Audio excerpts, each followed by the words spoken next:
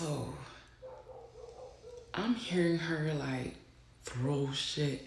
I'm hearing her throwing stuff around. Like, mind you, I have a TV that's mounted, and there's a TV in their room because she shares room with the youngest daughter. So all I'm hearing is, my youngest like, stop, stop, and saying, stop, Layla, stop, Layla, stop. So of course I'm thinking it's gonna be like a 5-10 minute situation where I'm just gonna have to like, hey, you need to calm down, this and that. I'm taking this away, I'm taking a room. Oh, that made everything worse. Everything worse. And I guess the medication wasn't out of her system at this time. Cause baby, she was like at this point, like that's why I also started going back to the gym because I had hit like 215 pounds. And I was like, no. Because Savon met me at 202 or whatever. But anyways, getting back to the story. I get distracted so easily. So, yeah, oh, she was coming for me too. I'll tell you, she was like, I don't care who you. She even does it with my oldest son. Like when she be having, she'll that that little girl is a bull. She even stand up to him, and he's like 6'1", 6'2". She'll stand up to him. She don't care. She don't care. So mind you, she throwing shit around everywhere. Like, and I'm not even, I done forgot about work. But mind you, when we went home, we had to sign a paper saying, whatever's going in the household, we have childcare, we have all of this, so that way we can work home. Mind you, I never wanted even to go home. That was the whole thing. Like, I didn't even want it to go home. And I felt like I was forced to sign it. So I felt like it wasn't really valid. I don't care. It was invalid to me because I really never wanted to go home anyway. So, but this time we like home 2 years now. Yeah, because it's 2022 by this time. So,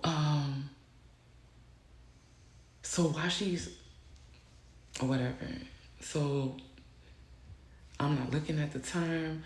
I'm like trying to calm her down, making her clean up, because it's like as soon as I go walking back into the room, she's throwing shit again. Then I have to make her calm down, pick up all that shit, then make it. So at every single time, it happened like 3-4 times where she would pick up everything, I'll walk away, she'll start throwing them again. I'm like, yo, I gotta get back to work. So when I get back to my desk, of course, now y'all know I don't really have a good relationship with my manager at this time. Like, I really don't. I didn't like her because I felt like the way they did the manager before her, they did her dirty just for her to get into that position. So I felt like she was a snake anyway. So I didn't really trust her like that.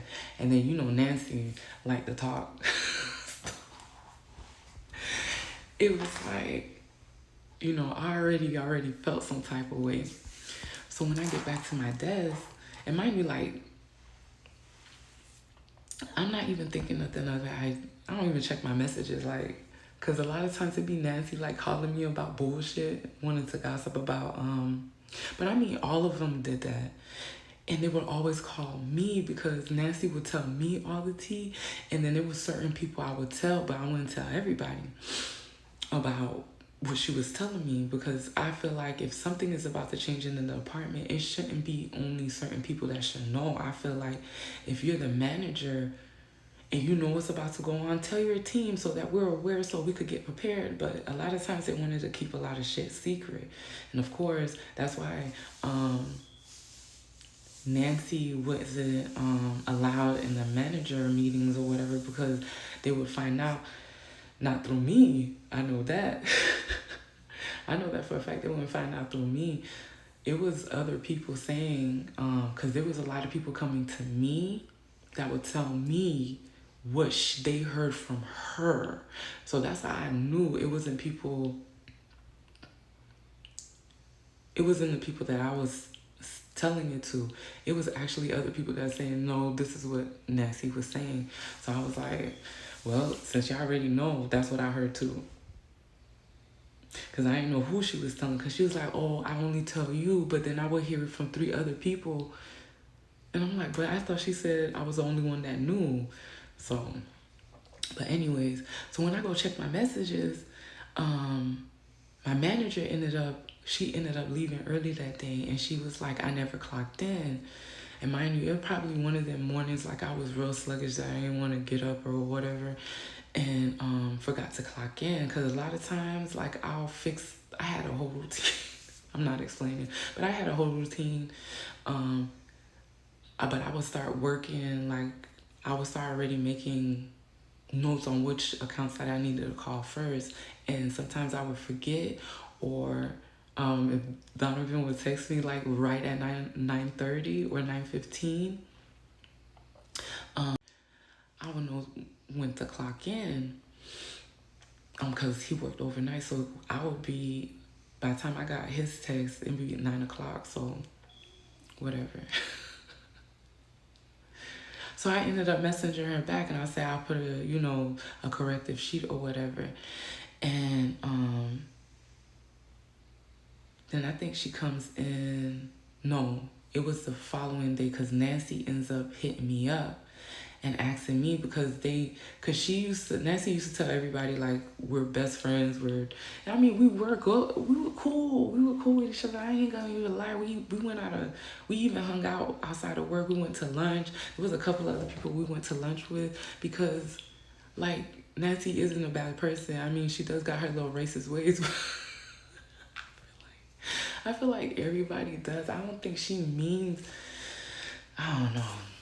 But we were cool. Like, it wasn't like, I'm not going to even deny that. So she tells me that our manager is going to have a talk with me because I was off. I didn't respond to her until an hour. So then I explained to Nancy, I told her what happened. I was like, my daughter's having a whole meltdown and is destroying my household. Like, what was I supposed to do? I wasn't caring about work at that time. My house is important. And I need to, stop her before she ends up hurting herself or hurting one. Because she was literally throwing shit around. She was like, well, she's going to call you and, just tell her that's what happens.